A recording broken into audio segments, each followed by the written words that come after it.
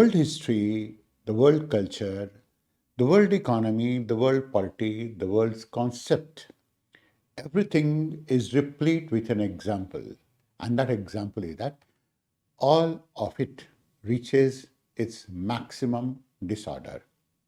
Disorder means, as you say in physics, that reaches its maximum entropy. This is bound to be. If you see the present situation in the world, you'll find that at one point of a time, India was at the pinnacle of civilization. Its history, its economy, culture, and its influence spread itself far and wide. In about 1000 years back, there was an Islamic invasion and that deterred it to a large extent, and a good amount of wealth that was looted. All of this looted wealth is what exactly makes the wealth of and the riches of Arabian countries, from where most of these miraculous came. So it declined, and then again it rose to an extent, and then again declined. So it has been in the form of a cycle. If you take an example of Britain, Britain thrived itself on the riches of other countries. It looted from India, it looted from all the countries which were its colonies and built its empire. So at one point of a time, it was said that the sun never sets in the British Empire. Now it is setting. Imagine any problem, and Britain is facing that problem. So there is nothing that is spread. There is nothing that is spared. There is nothing that is left behind. China is also going to be in the same phase. China has become a supreme power of sorts in terms of its economic reach, in terms of its military prowess, in terms of the influence that it had wielded in the world prior to COVID-19. Since then, it has been on wane. And there is always certain situations which question that, will China remain the same, or is it that China will see certain type of a decline, certain type of a degradation? And the moment a degradation is going to be talked about, most of this degradation is centered on the dismemberment of China. What we call it as the division of China, the breakage of China, or the balkanization of China. This is what is called as balkanization of China. That means, is it that China will remain the same, or is it that it is going to break? For any outsider, China may look like a compact unit where all the citizens, of course, when you take a look at the Chinese, they are poker-faced. All the citizens who are similar-faced, dress in the same fashion, eat the same kind of food, and follow similar type of lifestyle.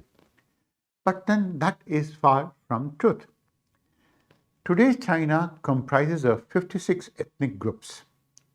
The most important of these, Han Chinese, are a majority, accounting for about 91.59% of the population, and the other 55 make up 8.41% of the population. That means that is dominated by the Han Chinese. China has 22 provinces, 5 autonomous regions, and that includes Guangxi, Inner Mongolia, that is towards the northeastern side, Ningxia, Tibet, and Xinjiang. It has 4 municipalities: Beijing, Shanghai, Tianjin, and Chongqing, and 2 special administrative regions that comprises Hong Kong and Macau. This is what present China is. But then when you see China, you always realize that China evolved in a variety of ways. The whole of China, what we call it, is comprising of certain type of mountains, Altun Tan or Altun Shan mountains, Kunlun Shan mountains. In between the Altun Shan and Kunlun Shan mountains lies a desert, what we call it as a Takla Makan desert, In this case, that is Taklamakan, Tien Shan and Kunlun Shan, Taklamakan Desert, and in the center of it lies Lop Nor Lake. Lop Nor Lake has been one of these regions where the Chinese explode their bombs. This is third front depression. Kunlun Shan, and between Kunlun Shan and the Himalayas lies the plateau of Tibet. And towards the east of it, even towards the east of it, it goes on to display a region which is not going to be very habitable. Most of the habitation remains itself towards the eastern side of China. But the present China, the one that we see it, that evolved in phases. One has been in 1919. When you take a look at 1919 China, it was only one portion. This was China. Southern Mongolia was not part of China. Manchuria was not part of China. Tibet was not part of China. And Uyghur was also not part of China. And this map changed in 1946. In 1946, Southern Mongolia had been taken by Chinese. Manchuria had been taken by Chinese. Now two have been assimilated. Uyghur also had been taken by the Chinese. Tibet was not. When you take a look at 1951, the picture emerges very different. By this time, China was comprising of Southern Mongolia, Manchuria, that is East Turkestan, Uyghurs, and Tibet. India never ever shared a boundary with China. Never ever. So it's completely wrong to say that India shares a boundary with China. India shares a boundary with the Tibetan region, not China. And Tibet had three provinces in this case. This is how China actually make itself. That is Uyghurs, the Tibet, Southern Mongolia, China, and all of its territories. These are some of the places that Chinese make themselves up. And Tibet, it has three provinces. There are three provinces of Tibet, and it is only the eastern portion which the Chinese say that they have completely assimilated, while the western section of Tibet has still not been picked up. And that's how China has made this type of a map. The one map that China boasts of, it says that this is the map that is Chinese. Now, whether it is going to be Chinese, these are occupied territories of China. And all of these areas that are occupied by China, can you imagine? 64% of it is occupied China, while only 36% is what exactly original China is. Chinese take territories and they show a lot of aggression. Now, since they show it, it shows a lot of insecurity of the Chinese. And it is on this insecurity that the Chinese have built themselves. They have allowed themselves to show themselves, to flaunt themselves, and to take advantage of these type of insecurities. Chinese made themselves powerful, and that was in phases. Now, this power was not because of the intrinsic strength of the Chinese. It was in most of the cases, what they did was they exploited the weakness of the others. Take an example.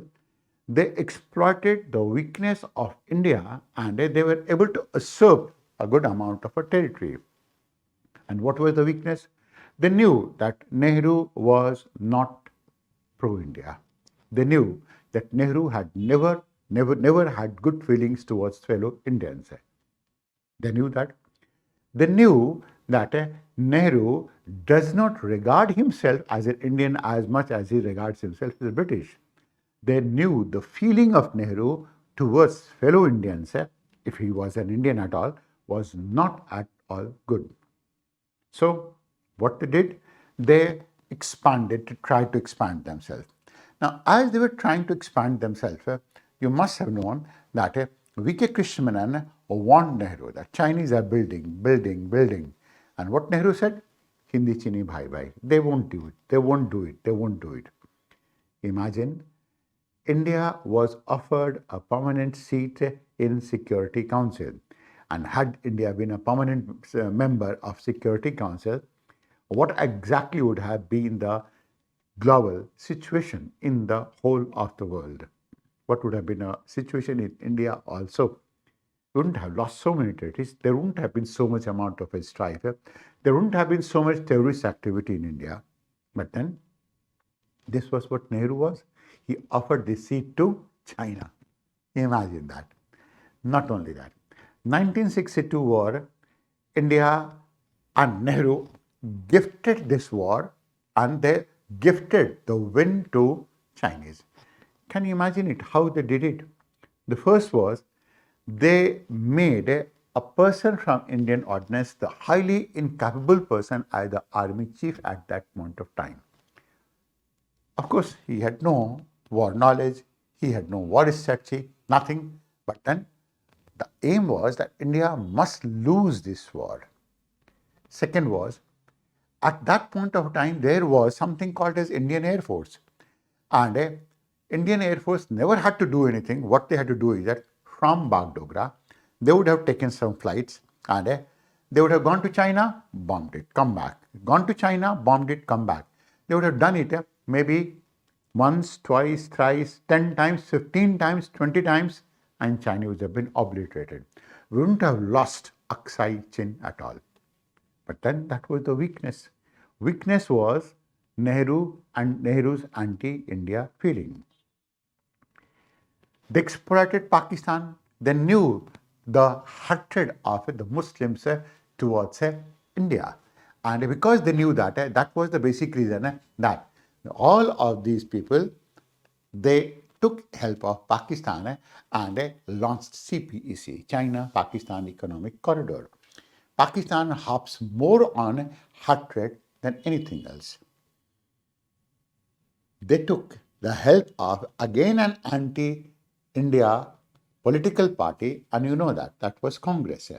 And we are not mincing our words in this case, because why is it that a country will destroy its own MSMEs, that is, medium and small enterprises? Why is it that it will destroy its own MSME only to benefit one country? And that was for the purpose of benefiting China.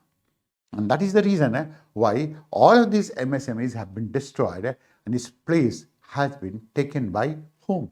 Imagine all of these branded people, all of those brands. Good number of Chinese have made inroads in India. That was, of course, with Manmohan Singh's support. Chinese are very adapted to exploiting the fault lines of India. They are very adept in exploiting the fault lines that are in the form of democracy in India. For example, the moment they know that Indians are a bit too liberated, they will allow this to be taken as a disadvantage. And that's the reason that they keep on harping. They buy newspapers, they buy media people, and you know that who are these media people. You will come to know of it when you see the news in NDTV, when you see a newspaper called as Hindu, eulogizing Chinese and talking about all of the stance that the Chinese themselves take it. And this is how the Chinese are able to exploit the weakness of the others. Second way in which the Chinese make themselves significant is by posturing in a stealth war. That posturing is very important. They keep on saying that is we are coming, we'll destroy you, we'll kill you, you don't know that. This is called as a very aggressive posturing. That's one. And a stealth war is that is they fight a war. For example, we are at war with China since 1950s.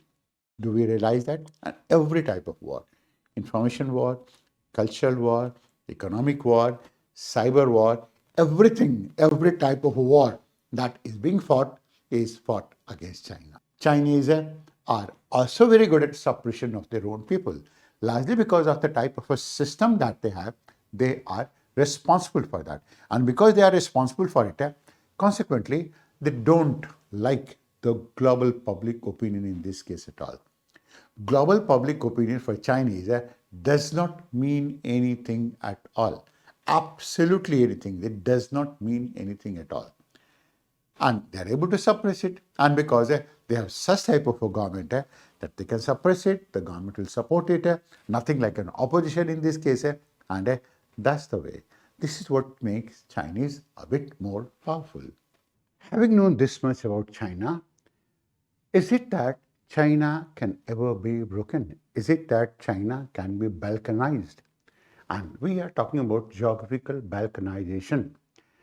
Balkanization in China has to be viewed from this angle and from this perspective. Balkanization is a division, it's a division of multinational state into small ethnically homogeneous entities.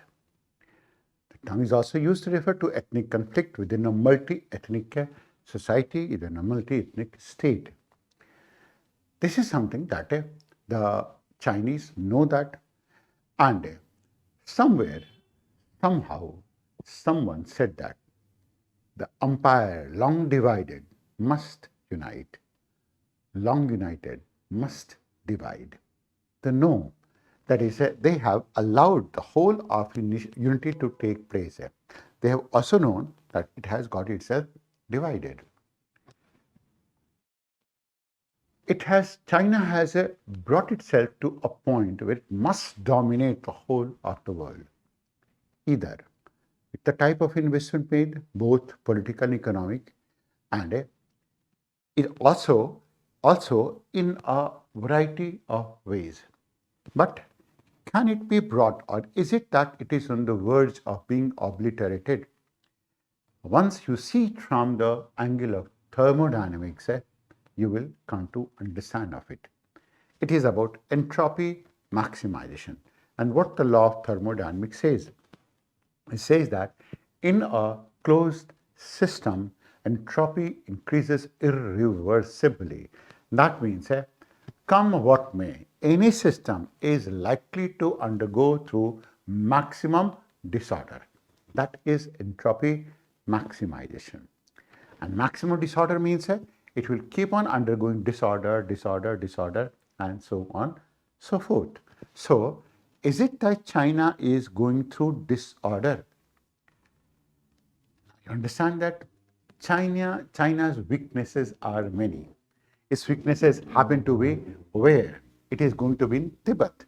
That's going to be its weakness. Its weakness is going to be Xinjiang.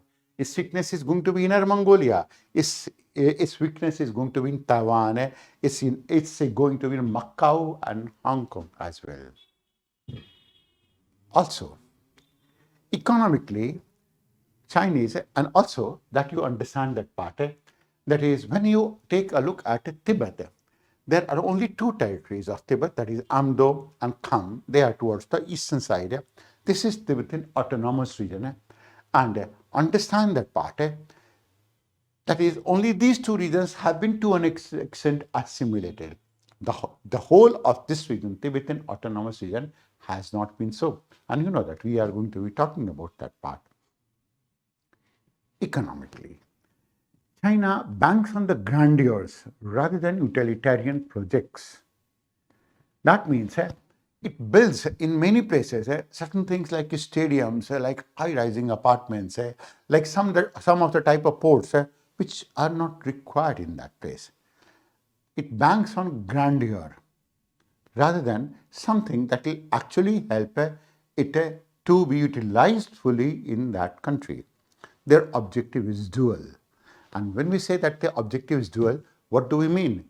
We mean that they try to give a loan, they try to help the country. Of course, if they try to help it within inverted commas, but then they aim at branding themselves. Militarily, it banks on adventurism. And when we say that it banks on adventurism, then it means something. Adventurism means that they always go for adventurous things. What have you forgotten Galwan Valley?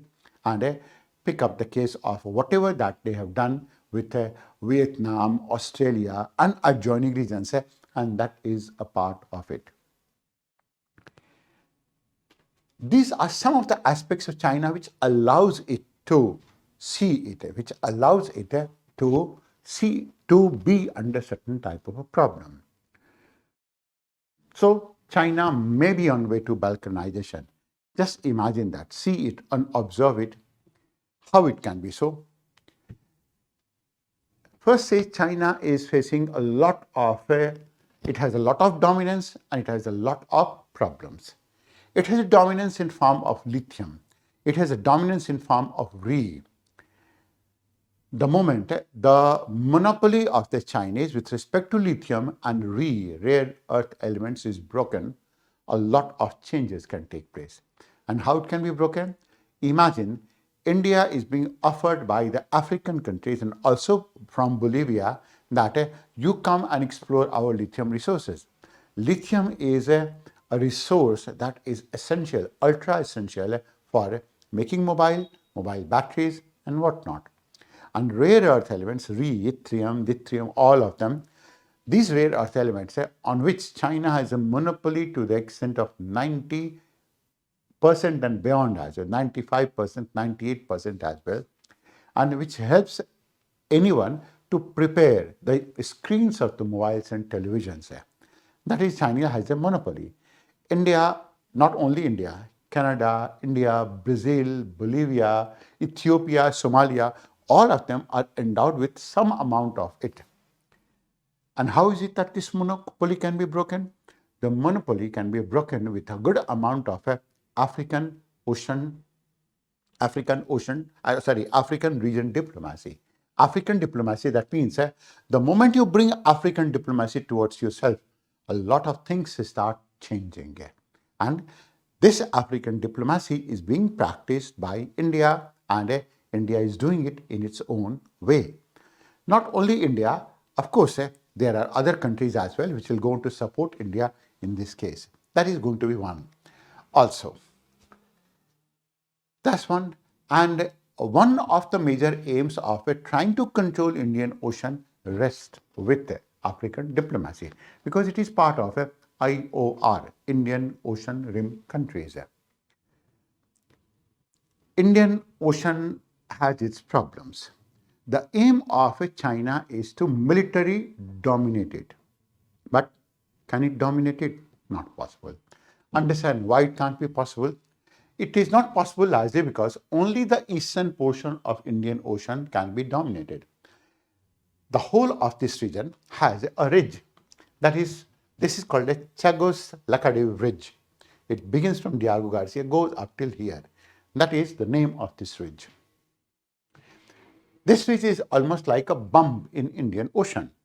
That means all the submarines which try to go towards this region, they will find this type of a bump. So from here onwards towards the east, up till Malacca Strait, up till this region, the whole of this region, maybe Chinese can access it, provided they control Malacca Strait. They break the Malacca dilemma if they are able to. So that's one. They are not able to, largely because of the presence of India in this region. And India is a formidably present in this region, with also with an island, Andaman Nicobar, which it can always develop in the form of a military base. And the day it develops it, it will be very, very difficult for the Chinese to dominate this region completely. So what the Chinese did was that they tried to build a canal through Thailand in this case. That is what we call it by the name of, there is a canal, that is Kra Canal, and they wanted to explore it, expand it. Since then, Thailand has thrown them out of their country. That has not been able to materialize. Understand it other way. So they cannot dominate Indian Ocean. They cannot go on to think of it. Even towards the western side, they have a base in some place called as Djibouti. And of course, why to forget about Gwadar? But the entire region is going to be manned heavily by India right now. And India goes and take a good care of it. Of course, guided by and guarded by what we call it as 90 degrees ridge, or what we also call it as Chagos-Lakadiv ridge. So it's difficult for the whole of the Chinese community to dominate Indian Ocean militarily, technologically, also because of the fact that this is the place where the Americans are present. Diego Garcia is their base.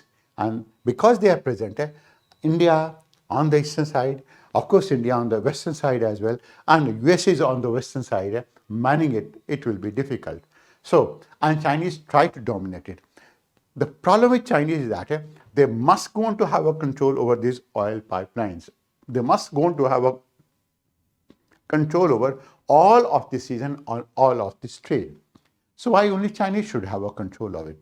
They try to control largely because they want to do certain things nefarious, not exactly something that is going to be benefiting the humanity. So that is a point of weakness for them. They have tried to control Latin America. So they built a base in Argentina, and that has been in Patagonia. Now, in order to build this space base that they have built in Argentina, there has been a counter as well. That is Brazil. Brazil is a counter to them in this place. And because Brazil is a counter to them in this place, it will not be too easy, particularly they are members of BRICS as well. And also, that is, their aim is to take a look at Antarctic. By building that base, it will be a moment of a time that these things start getting themselves dismantled. Also, they have a community in China, in Xinjiang region, Turkestan, that is Uyghurs, that they are the Muslims. And Chinese control them ruthlessly. I repeat it, ruthlessly, in the sense that is, Chinese control them in almost every possible manner, in every possible way. That is, these people cannot go on to keep a Muslim name. They are not allowed to offer namaz. They cannot go on to shout from their masjid the way that they do it in a shameless manner in India. They cannot go on to organize themselves. There is nothing that they can go on to do in the name of being a Muslim. And the best part is that still the Muslim countries favor the Chinese.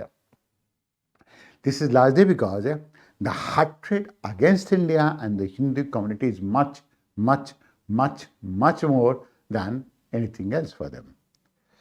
So that's reason number one. Chinese are facing a problem while they're posturing for trying to control Indian Ocean and whole of Africa, whole of Latin America, whole of the world, but then they are facing a problem. That is, the moment the problem increases, Chinese will come to a tipping point. Chinese are also not in a position to counter the changing psychology of the whole of the world and the negative perception that the world has built of them. So world's changing psyche and perception towards them is something that is something to be seen, to be believed, particularly in the wake of COVID and in the wake of the Wuhan virus that spread it out in the whole of the world. Also, Chinese are awed by now the challenges posed by India. They cannot afford a war with India. There are reasons for it. First is that they cannot afford an air war with India, and it's only that they can go to do some pushing, they can go for a stealth war, information war, a cyber war, but not a direct war. That's not possible for the Chinese. And this is largely because on Air Force side, India is very, very strong. And when we say India is strong, it basically means two or three things. The first is, that is, India can lift itself with a lot of load. From where? A lot of load from India itself. Largely because when a plane lifts itself from sea level, mean sea level, or near to it, the load that it carries is going to be much more than the amount of load it can carry at let's say something like some 10,000 feet of a height, which is decreases by 1/4 or 1/5. So they cannot go to have such much amount of ammunition to carry in this case. That is number one. India has an edge. Of course, India has been trying to control whole of Arunachal Pradesh. India can pose a lot of challenge in the western sector as well for them. And not only that, of course, India is not as timid a country, and India is now dominated by a nationalistic government, not by a government which for 70 years of a time, 75 years of time, has followed anti-India and pro-China policies. China also has a lot of cultural heterogeneity. Cultural heterogeneity means we are talking about many factors, and these factors include, when we are talking about many factors, we are essentially talking about the diversity that remains with respect to the Chinese. And this diversity is going to be in the form of, in variety of forms. For example, it is going to be in a form of what we say it is in the perception of the people, the psyche of the people. Do whatever that you can be. Is it that the Chinese will be able to take care of the psyche that the Tibetan people going to be having for them? No, they are seething with anger from beneath. Why is it that the Chinese are doing so many things to them? The Chinese are doing it. Chinese have explored and destroyed their economy, destroyed their culture, and they are making it uniform with Han Chinese. Tibetan community doesn't stand anywhere to these things at all. That is one cultural heterogeneity. Why to forget about the Xinjiang region? Why to forget even about Mongolia or even about Manchuria? All of these form a different community. Even this much is going to be enough to allow the basic seeds of wreckage or breakage being sown in the Chinese. That's another part of it. So, of course, this may not be so significant because Chinese control it with an iron hand, but still it is going to be significant. Take a look at another aspect, that is a Chinese population. Chinese population itself is a major problem right now. Why? Because at one point of a time, the Chinese followed one family, one child policy. Because they followed one family, one child policy, what has happened is the birth rate had decreased drastically. And although they have taken measures now that a family can produce 2 children, 3 children, can you imagine what is likely to happen by 2019? There will be 40 million men without wives. And not only that, there will be 4 grandparents. Of course, 2 from the boy side, 2 from the girl side, and there will be hardly any working population left. Is it not that is going to be leading to collapse of it? Who will work? How is it that they are going to be working in that place? That is going to be a major factor. And this is one aspect that may lead to, again, the breakage of it, the wreckage of it. Also take the present economic situation. Now, there are 3 major factors pulling down the Chinese economy. First is the crackdown on businesses like a tech sector and education. Now, when we are talking about tech sector and education, they have done a lot of crackdown on the tuition centers, on some of these type of centers like what you're going to be having in India as a Byju's and also some of these very shady organizations like that of An Academy and so on. They have been always there. Now, what they have done is that these organizations in China, they have done certain type of nefarious activity, like what they do in India as well. All of these education sectors which have gone to become so-called tech countries, they are, once you go inside and peep inside, you will come to know how hollow, shallow, and not only that, that is, some people will use the word frauds also for them, at least for 1 or 2 of them, not all of them. We do going to be having some genuine companies like that, or Byju's in this case as well, right, which have done some amount of work in this case. So, Chinese have done a crackdown on such type of business. That they have also done it on tech sector as well, meaning that now they are apprehensive, they are not growing, they are not moving fast. You can imagine what has happened with Jack Ma. This is one prime example. Second has been the collapse of the property market, collapse of the real estate. Now, real estate used to contribute something like 30% of the GDP to the Chinese. It was a big bubble, and that means it was a situation, there was a situation in Chinese at one point of a time that 50 years of an income was required to buy a flat in China. Now, all of these apartments are empty. Not only that, some of these major projects which had been funded heavily by the external organizations and through external debt, they have collapsed. And because they have collapsed, not only employment, but also the entire image of China has taken a major beating. So the situation of internal debt in China is very bad. Situation of external debt in China is also going to be very bad. And the property market has collapsed. This was one of the sectors that used to employ a variety of type of people and a massive number of people. That's gone. Understand now also, that is they also have a zero COVID policy, meaning that you have to follow certain type of a policy. That is these policies happen to be associated with when you are under such type of a strain or a stress.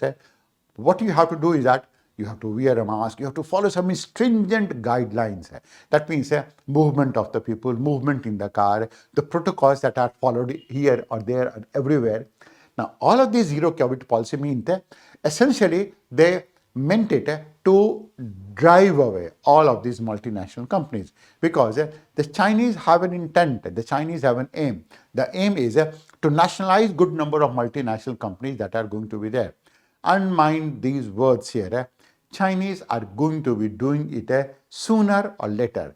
Just take it into account. The way Xi Jinping is going on in this case, and the way he has taken power over it, it's just a matter of time that it is needed. And that will be needed largely because the Chinese are against the complete Chinese are against the complete dollarization of the world, and they are also looking for de-dollarization. One of those means and methods of de-dollarization will be to kick out all of these type of companies, and any one of them that remains, that will be nationalized. So zero COVID policy was followed to that effect and in that manner. So economic conditions in China are very bad. You can imagine it. There is huge amount of inventory that has been left, and also that Shanghai is not only sinking, it is also degrading day by day. That has been a part of it. The other factor has been that BRI, Belt Road Initiative, is a tipping point. Tipping point, that means the Chinese have invested a huge amount of money in that. The returns hasn't come from Sri Lanka. We all know what has happened to Sri Lanka. Sri Lanka has collapsed, right? Sri Lanka has hardly got anything to pay. Take a look at Pakistan, what has happened, and take a look at all of those countries that were funded by China. The Chinese funded them heavily in thinking that there will be good amount of returns. Of course, the aim was different, the act was different, the intent was different. All of these three never merged at one point. So all of this money that they have spent in Pakistan, in CPC, by and large, it looks lost. Because, of course, how is it that they are going to be doing it unless they are helped on by something like, let's say, India, which is almost breathing around the neck at that point of a time. This is BRI is at the tipping point in this case. So what has happened because of BRI is that the amount of money that they've invested, that is not coming back. So this is worsening the economic situation in China all in all. Diplomatically, China has burnt many bridges that they themselves have made. And when we say that they have burnt many bridges that themselves have made, that means that what the Chinese did was they used a very abusive language against Australia. They used an equally abusive language against Japan. They used an equally abusive language against all of them. Now imagine, these were the countries and these were the places where the Chinese were. And that is, the relationship with these countries have been built by the Chinese only. What they have done is that with their arrogance, with their words, and with their hubris, they have completely destroyed the relationship. Chinese are the least trusted people in the whole of the world. Moreover, understand it, Chinese are not original in terms of making some type of product. Chinese have followed the Western world consumerist model. So like West, that couldn't have evolved on their own sustainable business, in the sense that is, just imagine United States. United States, after it is only having 200 years of history, And even in 200 years history, what the Western world has done is that they're consumerist, and their wealth is completely drawn from the looted money from the colonies that they have converted into. And now they have devised mechanism by way of which they will keep on looting money from the poor countries, from the countries that they have ruled over one point of a time, and keep on feeling elated. This is how Europe runs. This is how United States also runs. You will not go on to find anyone as dumb and as foolish as that of the Americans, but still they go on to be holding so much amount of a business, and most of these executives who draw an unimaginable amount of money, they are in that place. So we are talking about that this was how the West built itself, and the Chinese modeled themselves on the same type of a consumerist model. So they don't have a model like Sanatan is a model. Sanatan business is one type of a model by way of which you can go to do sustainable business, but then they have not done it so. Chinese did the same by coercing and fooling the world's countries. So they fooled Sri Lanka, they fooled Kenya, they fooled Zambia, Zimbabwe, any one of them. They fooled Pakistan, but then Pakistan, is it not going to be under so much amount of hatred? Pakistani people will think it completely differently. That is, in this case, that is not being different at all. So with all of the type of problems that the Chinese are facing or Chinese are creating, anything can trigger a collapse. And as we say, in entropy maximization, that means any system that has a tendency to go towards a maximum type of a disorder, any small butterfly effect, any small seed that can have a butterfly effect that can go to allow the economy to collapse. It will be a cascading effect. For example, if CPEC is doomed, Pak is a failed nation. China has invested heavily in it and shake Pakistan and shake Pak little bit, it is out, finished. That's one, BRI. Sympathetic detonation will take place in Beijing thereafter. There can be a failure of over-initiative as well. Though, through this, China has ensured its energy security, opened new trade routes, and attempts regional supremacy. Any damage to over will cause permanent damage to China, which will implode. In a similar manner, BRI is an audacious program of lending, aid and infrastructure contracts totaling to over $900 billion. Now, this initiative includes pledges to 149 countries and promote Chinese-led regional integration and so economic dependence on Beijing. But today, with just a couple months until the 20th, of course, the Chinese Communist Party regime in Beijing, and it has happened as well, that is the Chinese are in such a problem that they are likely to implode themselves, and with only Xi Jinping, which is going to be there, and we assume that he will be a hardliner in this case, try to hold the whole of China with economic, with an iron hand all in all. That is how it will be able to control it. Otherwise, the triggers can be small and that can lead to a complete implosion in this case. China has fought with the whole of the world.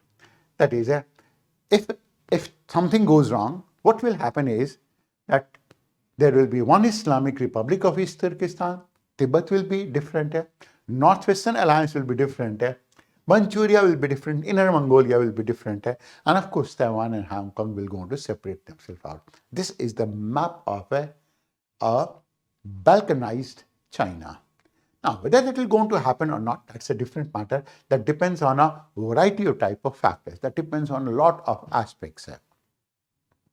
Take the dilemma of China. China can control Taiwan, and when it controls Taiwan, when it controls Hong Kong, then through Taiwan it can go on to have an access to which place? Imagine Malacca Strait, South China Sea. That means to control South China Sea, Taiwan is an essentiality. But is it that the Chinese will just go on to walk militarily and control Taiwan? Now, in the wake of the Ukraine crisis, this is not going to happen too easily. And if it goes on to assimilate it politically, then it's a part of it is aiding Russia as well, it is with Russia as well, it is against de-dollarization as well, then it will have to barter with India on POK. That is, it will have to say that you take Pakistan occupied Kashmir and we'll take Taiwan, and that is how we'll go on to redefine the world order. That's one. That is going to be one dilemma. The second dilemma is going to be, if they control South China Sea, then controlling South China Sea will mean that they will have to share that power with Russia, and they will have to forego Indian Ocean Rim.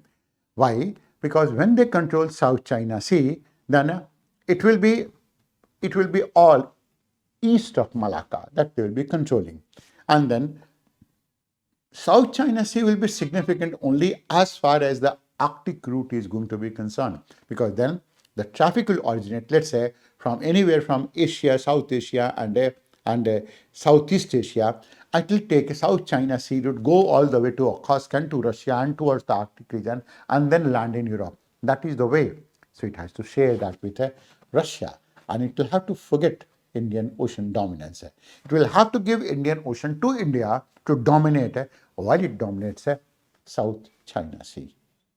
That is one dilemma. The third dilemma is that it is out to dismantle dollar.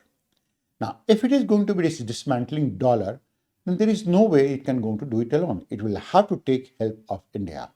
And if it takes help of India, which it's actually taking, a good number of trade is being promoted by India to be taking place in yuan rather than dollar. This is what India is doing.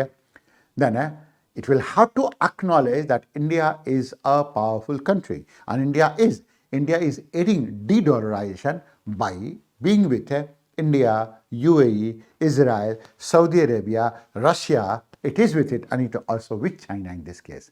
So it is strengthening China.